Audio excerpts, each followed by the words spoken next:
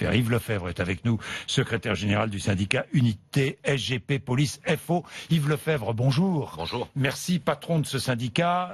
Je crois majoritaire, c'est les CRS? Majoritaire, pas que chez les CRS, mais Partout. encore plus particulièrement chez les CRS. Majoritaire sur tout le périmètre du ministère de l'Intérieur. Sur tout le périmètre du ministère de l'Intérieur, mais particulièrement chez les CRS. Je vous dis ça parce que, je vous lis, il pourrait y avoir un grave mouvement de colère chez les CRS. Oui. Oui. Oui, pourquoi? Je considère aujourd'hui que Christophe Castaner a sous sa responsabilité deux entités. Les gendarmes et les policiers. Christophe Castaner accède à l'application du droit européen en matière de temps de travail chez nos collègues gendarmes et n'accepte pas de le mettre en application chez les CRS. Concrètement, ça veut dire quoi? 11 heures de repos journalier, repos physiologique journalier obligatoire pour les gendarmes, pas de minimum obligatoire pour les CRS. 35 heures consécutives par semaine pour les gendarmes, 24 heures pour les CRS.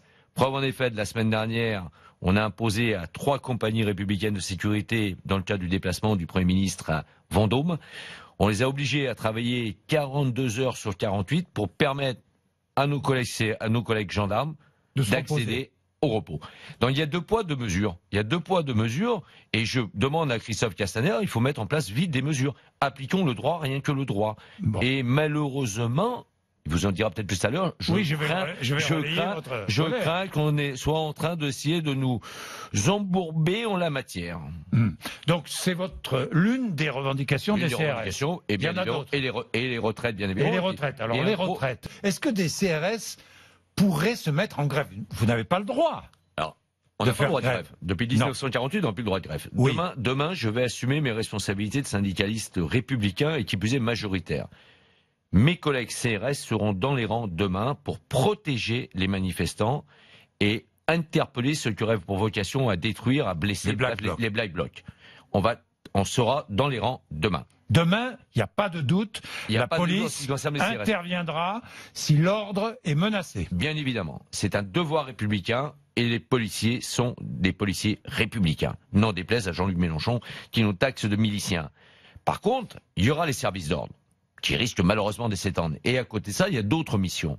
Il y a d'autres missions pour lesquelles, si Christophe Castaner ne veut pas nous écouter en matière de retraite, mais aussi en matière d'effectifs, en matière de temps de travail, en manque de 1000 CRS.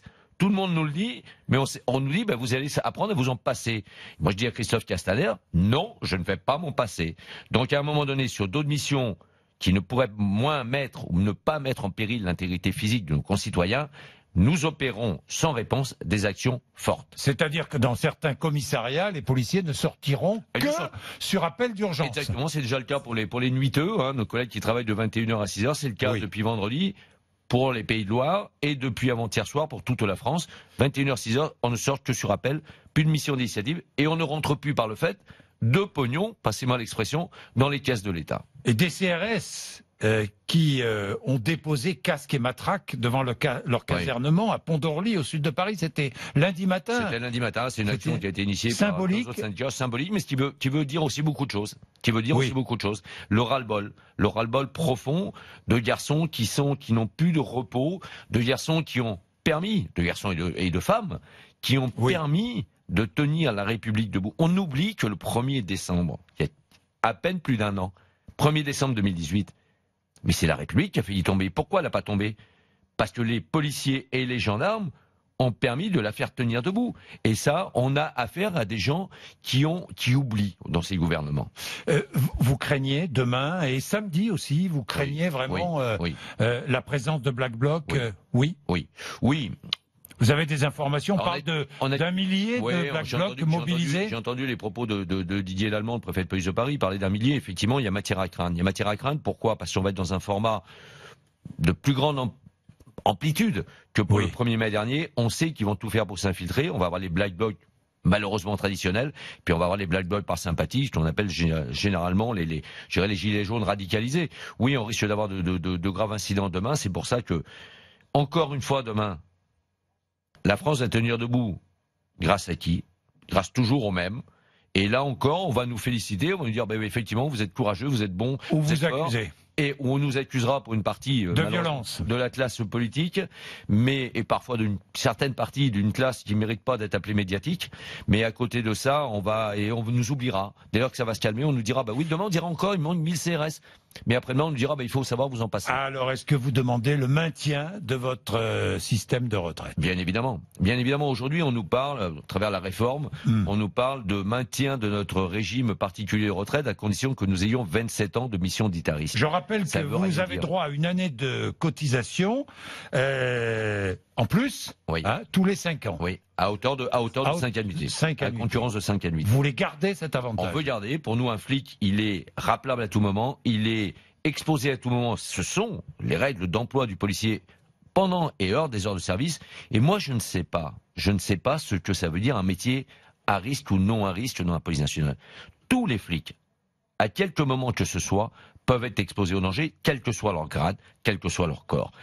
Un policier employé dans des missions dites de soutien administrative peut très bien se retrouver demain en tête de colonne pour gérer du maintien de l'ordre, est appelé en cas d'acte terroriste, est appelé et se doit d'intervenir en dehors de ses heures de service dès lors qu'il constate un crime ou un délit. Vous voyez, donc le danger est palpable à tout moment. Nous sommes, je dirais, disponibles. C'est la règle d'emploi des policiers aujourd'hui. Mais là, il faut entendre raison. Vous savez, en fonction des interlocuteurs, on me parle de 27, on me parle de 25, on me parle de 20, maintenant on me parle de 17. Mais c'est n'importe quoi. 17 années. C'est n'importe quoi. Alors, dernière question, Yves Lefebvre. Imaginons que dans la réforme, il n'y ait pas le maintien de ce système spécial. J'ose même pas l'imaginer, j'ose même pas penser un seul instant que le gouvernement puisse être assez irresponsable pour tenter de le faire. Parce que là, ce ne seront pas des commissariats qui n'interviennent plus que sur appel, ça sera une police intégralement dans la rue, de tout corps, de tout grade, et à ce moment-là, malheureusement, mais je saurais aussi prendre la responsabilité, la République sera en danger, parce que sans nous, elle est en danger. Donc là, je dis de suite à Christophe Castaner, mais qui plus est à Emmanuel Macron et Édouard Philippe, soyez suffisamment responsables et ne jouez pas avec le feu, parce que ça finira sérieusement par vous brûler. Avertissement d'Yves Lefebvre ce matin sur RMC et RMC Découverte, et Christophe Castaner répondra puisqu'il est mon invité tout à l'heure. Retrouvez toute notre actualité sur videopolice.com, la chaîne YouTube d'Unité SGP Police.